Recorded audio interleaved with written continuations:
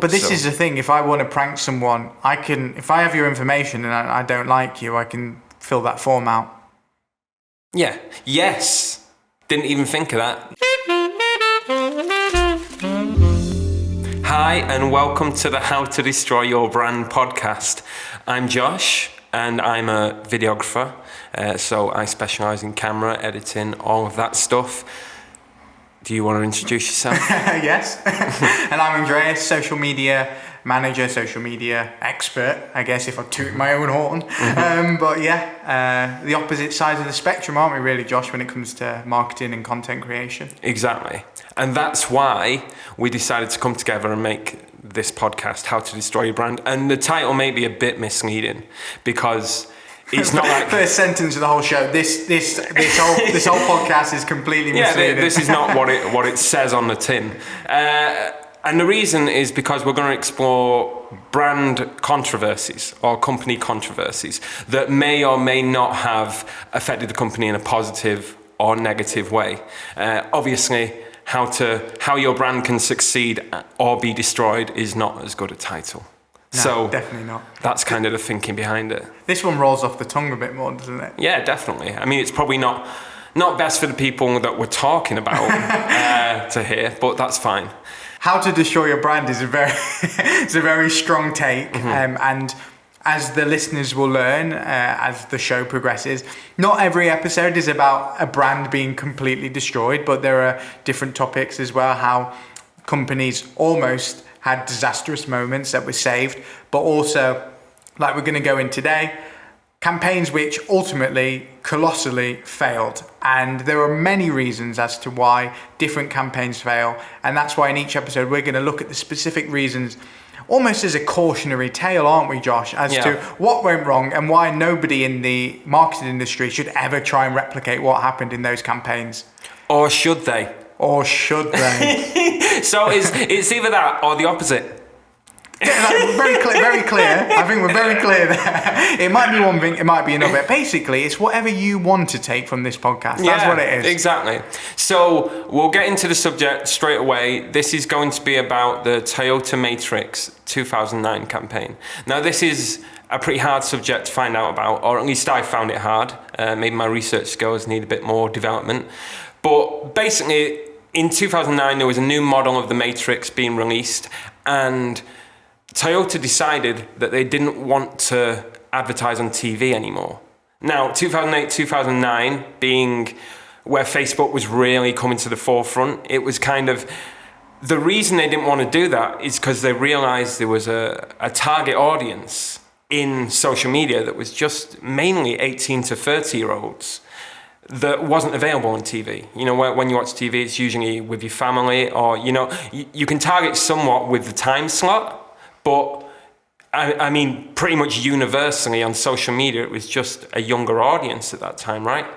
Yeah, absolutely. I mean, if anybody who's interested in TV and you look at ratings and you see that young demographic is so important, because that's what brands want, because that's where the buying power is coming from, those younger people. And it's across the spectrum, but you know, generally in the TV industry, it's a very important demographic, like you say, Josh. But social media at that time, 2008, 2009, was just coming into what we know it to be now. MySpace had peaked in 2008. Our good friend Tom, everybody's friend, was therefore in 2009 about to begin MySpace's catastrophic downward spiral, where they were teetering with Facebook for that 1 and 2 spot in 2008, 2009. And as we would go and know today, MySpace are of course no more. Facebook had really started becoming popular with that 18 to 30 demographic that you're talking about there, Josh. People who were using MySpace, the younger users of that platform were migrating to Facebook. It was a lot more user intuitive. It was seen as the hip platform. As we know, like TikTok now is the hip platform that has the younger demo on it, and that's the constant change that social is going through. But at that point in time, it was the period where Facebook was just about to become king, and MySpace was on that downward spiral. So the importance of social media as a marketing tool with that access to the 18 to 30-year-olds for any organization was a big opportunity at that point. So, separate question, why did MySpace die? Why did MySpace die? That's a good question, and obviously I could probably go into a really loaded answer on that. But Just a quick one. Just a quick one. Ultimately, Josh, the reason MySpace failed is they failed to adapt with the times. With the Social Job podcast, you see every 2 weeks we're talking about what Facebook, Twitter, Instagram are doing on a daily basis to, solidify its user base and to get more people using the platform. MySpace just was not adapting, and that's why Facebook found it so easy to break into that market and get the market share. They were doing the cool things. They were putting that emphasis on videos. They were, putting the emphasis on creating communities and sharing. And MySpace was just what MySpace always was. It's you're updating your status, you're saying what you're doing, and that's kind of it. It was a very big hub for music, as we know. It had a big part of the industry on there. But ultimately, it didn't attract the masses, and that's why it failed. Mm-hmm. So moving on with the Toyota campaign, I'll tell you one of the reasons I was interested in it is really because of how convoluted it was. Mm-hmm. And now, usually convolution is something that's negative. But this was one of the first ARGs in existence. You know what an ARG is? Yes. Okay, so an ARG is an augmented reality game. So basically, this is an interactive experience where users can basically interact. It's just a video game then? No, it's not a video game because it's based in reality. So this is video content that I guess there's a confusion as to whether this is real life or not. Okay. So this was, maybe I've jumped the gun a bit with explaining how this started. Like I said, it's very convoluted, but essentially, if we get straight into it, Toyota wanted to pull a prank on the audience because, again, around this time, what was big? Jackass, Punk'd, I can't think of it, Trigger Happy TV. And so they had the bright idea that, look, what we want to do is pull a prank on the audience because 18 to 30-year-olds, what do they like? Mm-hmm. And also, I should tell you, the reason that they wanted to target 18 to 30-year-olds is because this was like a first car for someone. It was relatively inexpensive. It had a kind of sporty look to it. So that was the main reason they wanted to do it. And they needed a new way to get in touch with the younger audience because TV wasn't really working. And like I said, they had this exposed market on social media that pretty much no one had touched. And the other thing is you can't market the same way you can on TV. On social media, like you throw an ad up online, what's that going to do? Is it the potential it could go viral? But that's why they create this whole world to bring their audience into in order to interact with the car. And funnily enough, the car was kind of a byproduct of this campaign, kind of like in the background. But we'll go into that more. But what do you think of it so far? So we got this augmented reality where Toyota are trying to bring you into the world. I've not told you how they're doing it. But what do you think so far? Sounds very confusing. Yep. So I guess I should kind of talk more about what's actually going on then. So basically, the advertising campaign that worked with Toyota decided we're going to prank people with characters, and this is called the You're Over You campaign. So they made 5 characters that essentially would touch on different aspects of people's lives. So there was a conspiracy theorist, there was a heavy metal guy, Harajuku girl, which is some Japanese dancer girl, an English football fanatic, and a furry. So pretty much these are like the extremities of society that maybe, is the opposite of you. What is a furry? A furry, I believe, I'm not too clear on it, is people that like to dress up like animals and then... So they've literally gone to the corner of society to pick up these stereotypes, right? Yes. Football became a furry. Yes. Harajuku girl? Harajuku, or Juko. Yeah, is that the kind of it's like anime fans sort of? Yeah, kind of usually wear like luminous clothing, pink hair, stuff like that. So they were making these characters to kind of, so the idea was on the Toyota website there would be a form, and say I wanted to prank you with this Toyota experiment. I would fill in your information, just some basic information, your name, Andreas, and then your age, maybe your address, something like. Well, yeah, definitely your address. And so I'd put this all into this form, and I would select who would best annoy Andreas. So out of those characters, you just have a basic level knowledge of who they are. Who do you think you would least like to be antagonized by? Because what's going to happen is, once I select them, they're going to come and follow you. Well, I mean, they all sound incredibly annoying. I think maybe the conspiracy theorists would probably annoy me the most, because that's generally the kind of people I don't like talking to in society. But I think any of those would absolutely annoy the crap out of me. Yeah, definitely. So let's say I prank you with the conspiracy theorist. So what happens is I believe you get a consent form sent to you, but it's disguised somehow as like, so it's like, you know, when iTunes send you out, oh, do you agree to these terms and conditions? No one reads it. So I imagine it's something like that. This is a bit of speculation, but yeah, you would get that confirmation. You go, yes, I agree to this. It's, you know, because it came from me. So you're like, okay, he's sent this. Yeah, I just agree. That's cool.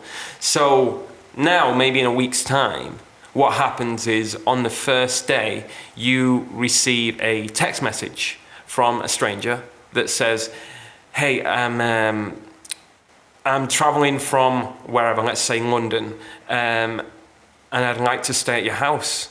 So I'll be there in the next 5 days. So get the kettle on. So that's day one. Right. Okay, so your reaction? I mean, my first gut instinct would be, because obviously I'm reacting to this now, and as somebody that has no idea this is a campaign, you're pranking me.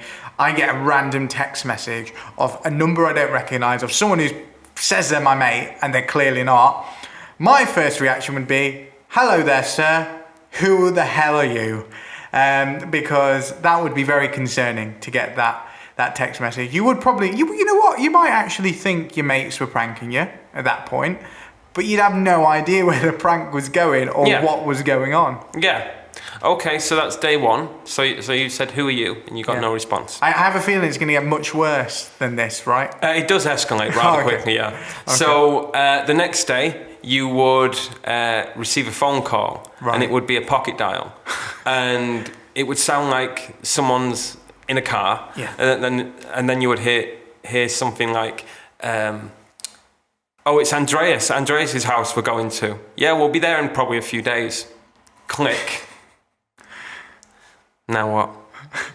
I'm starting to get slightly more worried. I'd assume at this point they never responded to my initial text asking them who they are, and now he's bringing a friend to the house. I would start to get pretty spooked out at this point, especially because they're using my real name. I would genuinely be very confused as to what's going on, and we're on day 2. I don't know how many days are of this, Josh, but I can't believe even after 2 days that this is a campaign that an organisation had run. Yes. So day 3, and you receive an email, and this time it's not from the conspiracy theorist. Okay. It's actually from a motel. Okay. That does have a full website and stuff. So, you know, if you're like, what's this all about? You can check it out. They've sent you a bill for about $400. And it just says, look, your mate has smashed a TV in here. He's wrecked the room. And he's put you down as the person that's in charge of damage control. So $400, please. What do you even say to that? What do you say? Like, I already have no idea what's going on, and now a motel is billing me for $400. So what is your response though to the motel? Well, I'd probably be like, first of all, who is this person? Because I don't know them. Second of all, how did you get my details? And third of all, like, what is going on? Because this is just really freaky. So the interesting thing about this is actually the motel created a kind of calling loop where it would pretty much make you run in circles around the directory and never actually get through to anyone. So they'd be like, welcome to Baltimore Hotel, press 1 for this, press 2, and then it would just follow through with the wrong options. So I hate those. So, like, I had to ring the bank last week. Yeah. Just to talk to somebody human, you have to go through so many. So it's like a hurdle. Like, they don't want you to reach the end to talk to somebody human because you're going to waste their time more often than not. Yeah. But it's bloody annoying. Well, it would always end in this. Just in a defeatist language barrier thing. So you would end up halfway through the call, it would just switch to Korean, and so you'd be like, okay, well, I can't get through this. So that's day 4. No, it's not. It's day 3. So it's day 4, and now they decided to send you a video instead. So this conspiracy theorist is outside a diner. And he's outside, and you can see the sign of the diner. And usually you get something like Bob's Diner. Now it says Andreas's Diner. Right. So it's titled after you. They've superimposed your name, but you can't tell. It's very well done. Because it's 2008, 2009. Where are we at? What year is this? Roughly in late 2008. Okay, so I mean, I can barely do Photoshop now, and Photoshop's a pretty intuitive tool. So I can't even imagine what you would have to use. Was Photoshop around 28? I believe so. Yeah. Yeah. Can't have been that good of a tool. Yeah. Yeah. So, basically now Photoshop's great because most people have access to it. Mm-hmm. But back then it was a very specialist tool. Yeah. So what were they using? Like, that's what you would think as a person. Like, this isn't a prank because like most people just use paint to make images. This looks legit. Yeah. And also somewhere in the campaign, they would also send you a picture of your house. And the reason, like, so they go, you still live here, right? And there'd be a picture outside your house. And the way they done this was because Google Maps had just been introduced and no one was really using it. Right. So no one had really gone into it and seen, oh, this is what it looks like outside my house. So you receive that and you're like, okay, wow, this person's been here before. He knows exactly where I am and he's coming. Yeah. At that point, if you had not really got to grips with Google Maps, because it's a very innovative tool at that point, that would be very freaky just to someone to have a picture of your house and you don't know who that person is. Like, that would be scary because now we kind of accept the way society is and the access that we have with the internet is that if someone finds out where you live, they're going to know what your street is and what your house looks like. And, we kind of, especially with like social media personalities, like on TikTok, the Smithy family recently embroiled in a very, very horrible case where some thugs had found out where they lived, which had got leaked in one of their TikTok videos. And then they went and burnt the car down in the front and it burnt the house down almost. And they had to evacuate really late at night. And that's the thing now, like if you just give a street away, someone can figure out where you live. But back then, that was like, privacy was still much more integral than what it arguably is today. Yeah, well, I believe it's called doxing, isn't it, when you give out someone's address? Yes, doxing, yeah. Yeah, so we've led up there to day 4, and then day 5, we have the reveal. Right. So you then receive a video. Which is pretty much now we just see an old man and he's sat at a desk and he's a tape player by his side and he's eating a sandwich. And then he's also got a picture frame on his desk which is turned face towards him. He turns it around and what's on there is my face. My face or your face? My face. MySpace? Tom from MySpace. Tom from MySpace. So your face, the pranker, the person who's pulling the prank, their face is on it. Yeah. Right. So now you see my face. You're like, well, at this point, what are you feeling? Are you aware it's a prank or? I think if I see your face, I'm like, right, this is a prank, and I'm going to throttle him when I see him. Yeah. But I'm going to guess that he's going to tell me what's happened. You'd think that. So what happens is you receive a. I'm sorry. Wait. Hold up. Is that it? He's just eating a sandwich and he turns the frame around. That's the video. I'm going to tell you the rest. All right. Sorry. I thought you said that was the end of the video. I was like, that's alarming. No. So the rest of the video. So he picks up the phone in the video. Right. And then your phone rings. No. Yeah. No way. Yeah. How the hell does what? My favourite, what? Literally in real time. In real time, your phone rings. And then, in the video, while simultaneously on the phone, you hear laughter from the man in the video. So the man in the video is laughing at you. The end.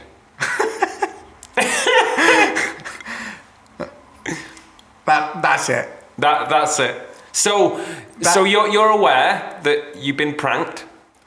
Okay. Yeah. Yeah. Yeah. Well, I think so.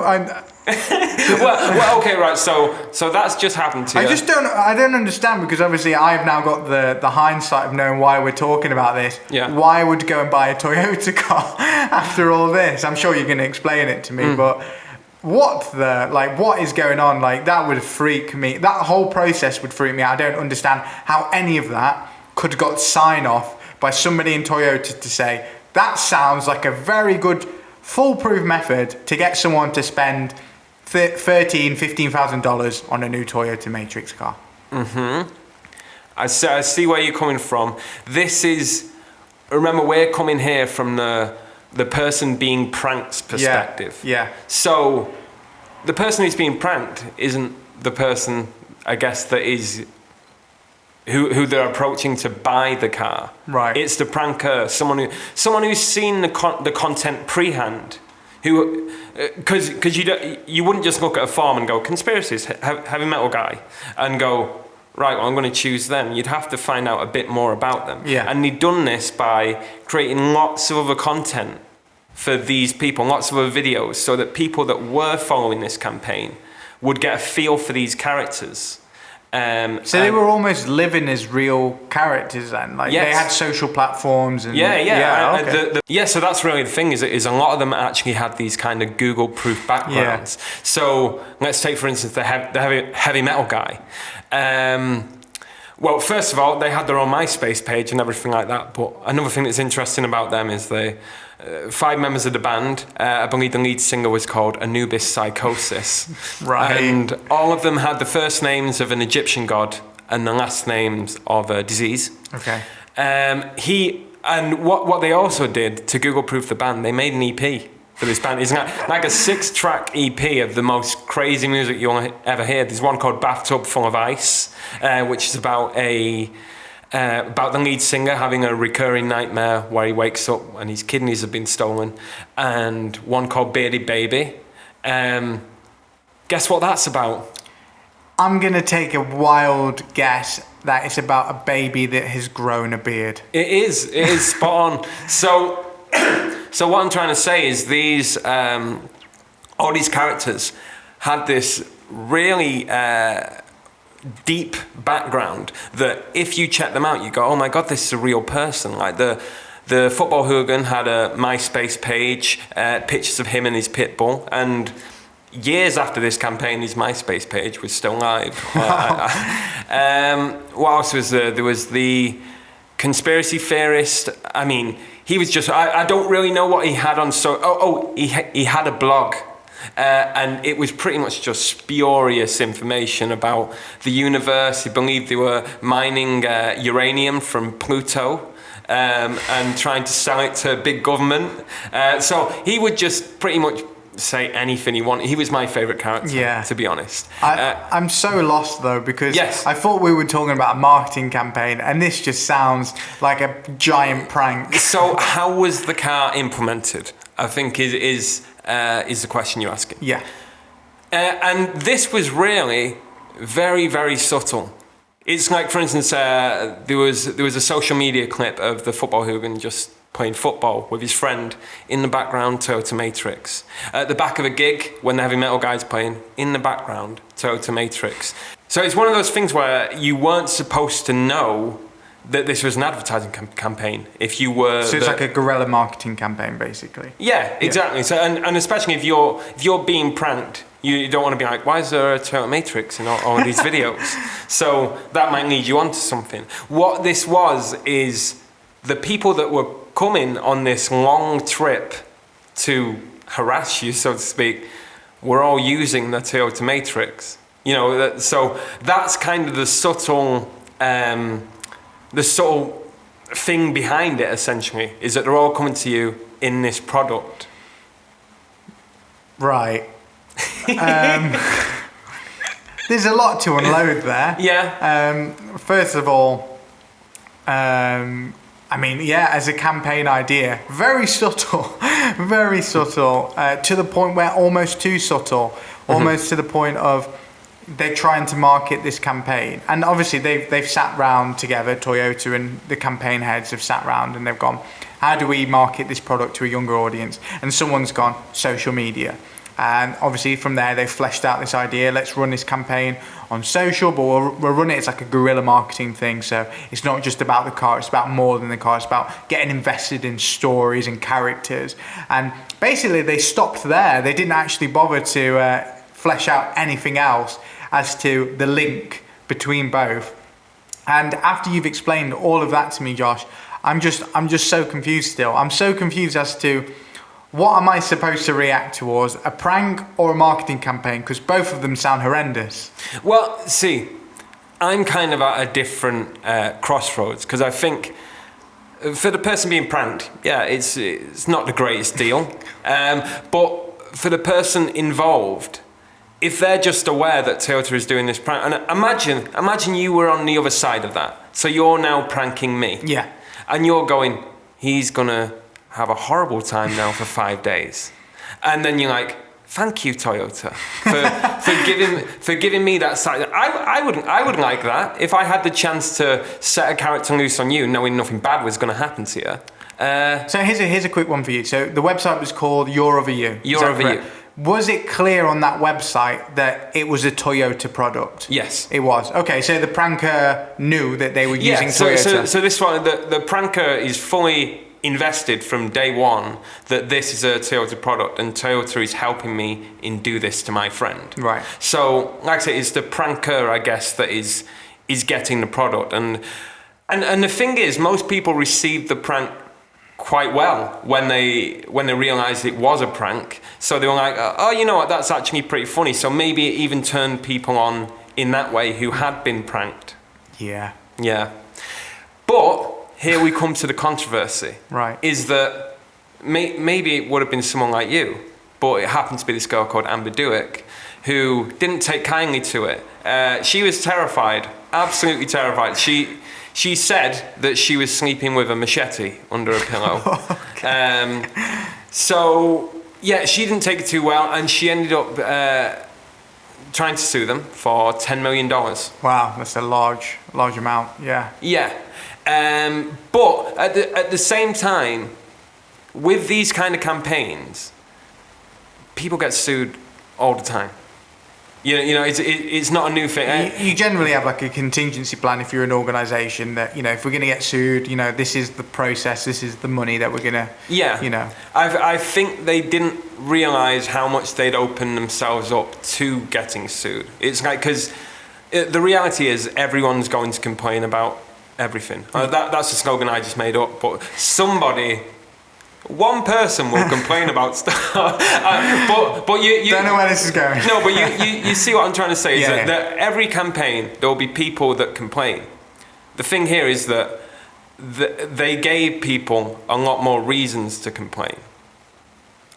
Yeah, well, they did so by almost inducing Amber Dewick, induce complete and utter fear into her life. You know, let's just think of this. Let's just think of this really casually. What would need to happen to you for you to have a machete under your pillow? I'm guessing something pretty stressful or to cause a huge amount of duress. And 5 days of being cyber stalked, in her case, was the tipping point. Yeah, but I mean, it's like, maybe I'm just very laid back about it, but I think, because I've received texts before. I've received texts all the time from numbers I don't know. But can I just put this into context, because the listeners won't know this. Usually in the office, when you get a prank phone call by, you know, whatever it is, a telecoms company or whatever, trying to sell you something, your first port of call is to put it on loudspeaker and to actually play along with this and to give them a really sad story and to see their reaction. Because the thing is, I don't like shutting people down. I understand everyone's got a job, even if I don't like that job. But Like, why not give him a test? Why not just go, how do you handle this situation? So I would tell you about some of the stuff I've done, but I think it's a bit heartless, isn't it? So I think I made a few of them feel really, but I'm never rude to them. No. I always let them set up their own demise. Yeah. That's one way to look at it.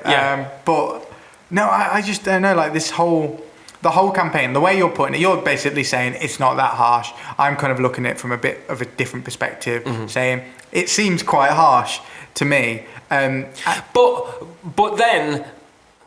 Maybe it is quite harsh, but then it is kind of the company's responsibility, but at the same time, you've been set up by your friend. So who are you more mad at? Are you mad at Toyota or are you mad at me? Yeah, that's a good question. I think I'd obviously be more mad at you. But then my second thought would be, why the hell are Toyota doing this? That seems like ludicrous. And it would also be because you signed a consent form at the very, very start. See, that's where they get me, right? You'd think, but they ended up actually settling out of court with Amber Duick. And this pretty much caused the campaign to shut down.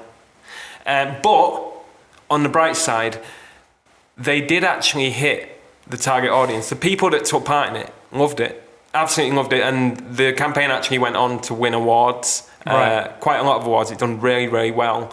It just had to be shut down because Toyota really didn't know what to do because they were a car company that was then accused of stalking. Yeah. I think in 2008, it's clearly ahead of its time as a campaign.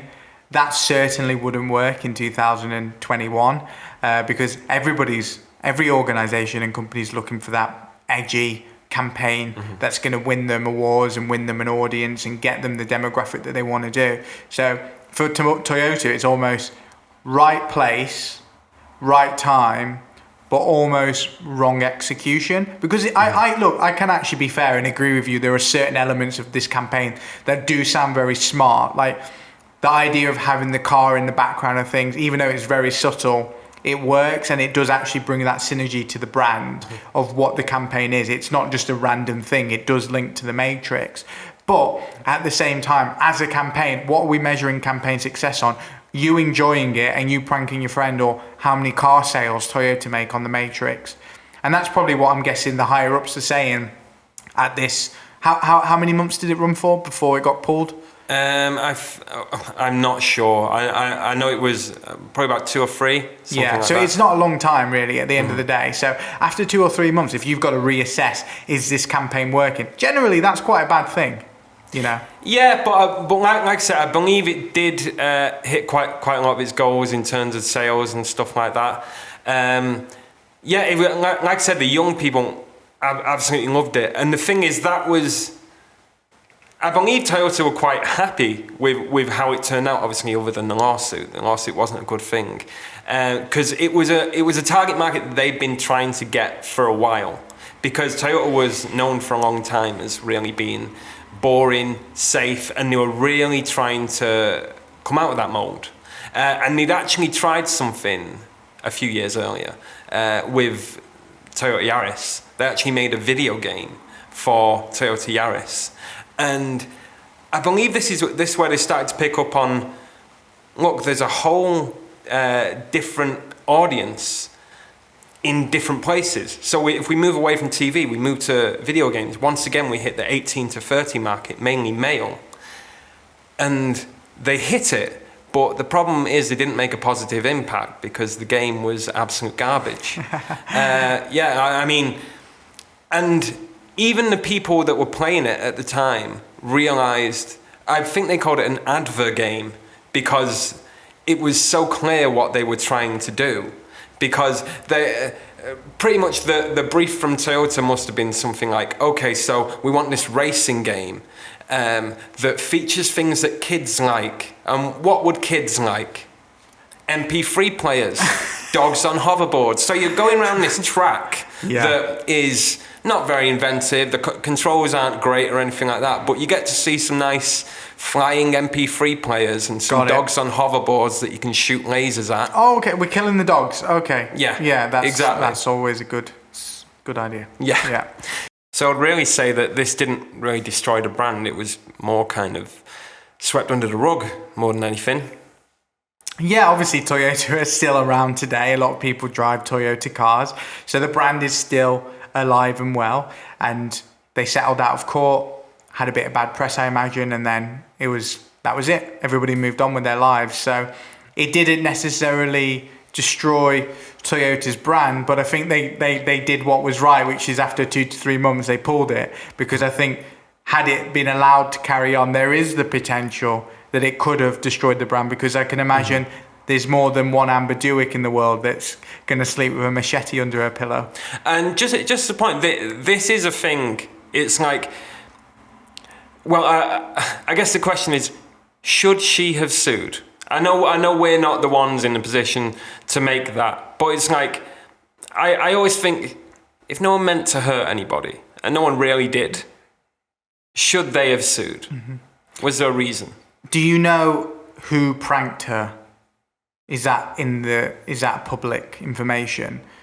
Yes, it was Sebastian Boehmer, the football fanatic. Yeah. So, when he said he was coming to see her, he was like, I'm going to come stay with you with my pit bull and stuff like that. And he was like, I need to lay low at your house because I'm in trouble with the law at the moment. Yeah, I mean, they're very triggering statements. They are, but like I said, when you realise that it's coming from me. Yeah, you know, so it was her friend, or was it a family member? Yeah, I assume so. I don't know who it was that actually pranked her, but she couldn't have fell into it. Someone had to put in her data. Like Toyota weren't just targeting random people. But this is the thing: if I want to prank someone, I can. If I have your information and I don't like you, I can fill that form out. Yeah. Yes. Didn't even think of that. So maybe it was somebody that wasn't actually Amber Dewick's friend and they wanted to cause duress to her. But maybe they weren't Amber Dewick's friend because she's being an Amber Dewick. Is that a new phrase now? Is it the new Karen? You're an Amber Dewick. Exactly, yeah. I don't know. I'm always. I want to defend. I feel like I personally want to gravitate towards defending her because it does sound like it could be scary. However, I do accept that. Did she have to sue? Well, I guess we don't know because we're not her, so we don't know actually the mental stress that she went under. But like I said to you earlier, what would have to happen to you to have a machete under your pillow? It's a pretty extreme example, isn't it? Yeah, but I mean, at the same time, say I got that scared. Say I'm sleeping with a machete under my pillow. If my friend turned around and went, ha ha, it's all a joke, I'd be like... I'd be like, you got me. Like, I hate you temporarily for like a few days, but like, you got me. Like, I wouldn't be like, okay, well, now we need to sort out the lawyers and really get this rolling. Yeah. It just depends the kind of person you are, doesn't it? That's exactly what I'm saying. Like that's what I accept that. Yeah, I accept that. Like Amber Dewick is probably not the most laid back person. That's probably the nicest way Amber. you could have said that. Yeah, that's brilliant, actually. No, you're right. But anyway, let's get back on track. So, obviously, this didn't destroy the brand, and because I appreciate it so much, I'm glad it didn't, because I thought this campaign was genius, really. But I can understand why it caused a controversy. So I guess if we're rating this on a scale of 1 to 10, you go first. With 10 destroying the brand. So 10 is absolute destruction of the brand. It's like they're never coming back from this. Yeah. 0 is, it wasn't even a passing thought. Yeah. I think what's really interesting with this is that me and you have a bit of a different opinion on this campaign. Overall, I don't think... It seems like it got a lot of plaudits and it was really applauded for like what it did. And I can appreciate it's cutting edge at the time, but I'm thinking like with a marketer's hat on, like, is it too out there for the time? But I'm coming at this with hindsight. Context is key. Back then, the world maybe wasn't ready for this kind of campaign. But like we said, Toyota's still around. the people behind the campaign are in very successful jobs in around the world. So did it destroy the brand? No, I would probably put it on the 0 to 10 scale around a 5. I even think that's just a bit too harsh. Because I was thinking more around a 2. That's low. See, that's the reason low. I say that is because it was swept under the rug.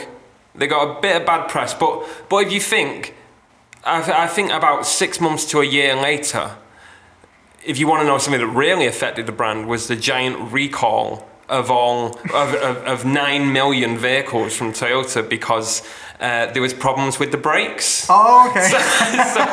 So it's like, and even that didn't destroy the brand, because they recalled 9 million vehicles, and I think paid about 2 or 3 billion to people and to the government, because the government were like, you knew about this, didn't you? And they were like, no, we didn't, but we'll pay you 1.2 billion. But anyway, that's a whole other story. So that's not even a 10, because it didn't destroy the brand. No. And so this, which is barely documented, I think it's hard when we've got, because this is a brand new scale, it's the first episode of How to Destroy Your Brand. It's very difficult to be the first, for us to put that stake in the ground and say this is the first thing on the metrics. And to be fair, I'm probably setting us off to a bad start by going, the first one's a 2. First one's a 2 on the scale. You know what? I'm not going to say 2. I think that's a bit too generous. I will happily concede at a 3. I will happily concede at a 3. Let's do 3 then. And it fits there on the scale. Yes, it didn't destroy the brand, and obviously Toyota's probably had more controversies than that. It's definitely a weird campaign, very, very weird. But you are right, ultimately, it didn't destroy the brand, and that's what we're ranking this on. So I think a 3 is very fair. It's the first entry onto the scale, so I think that's a fair one. Yeah. Right, so... how do we do this outro now? How do we do the outro? So, thank you for watching, guys. This was How to Destroy Your Brand podcast, and this doesn't feel awkward at all. Speaking in this, especially speaking to you, saying bye. Bye. Should I do a proper outro, maybe? Let me do a more formal podcast outro. I've got a bit more experience with it than Josh. Okay. Yes. Goodbye. No, I'm joking. Thank you, everybody, for listening to the first episode of this series that, quite frankly, me, Josh, Infinity and Uniform Teams are very, very excited about where this is going. And he's absolutely right. If this is a 3, you have got no idea what is coming up on the future of How to Destroy Your Brand. So please, give this a like. Drop us a comment below if you're watching on YouTube.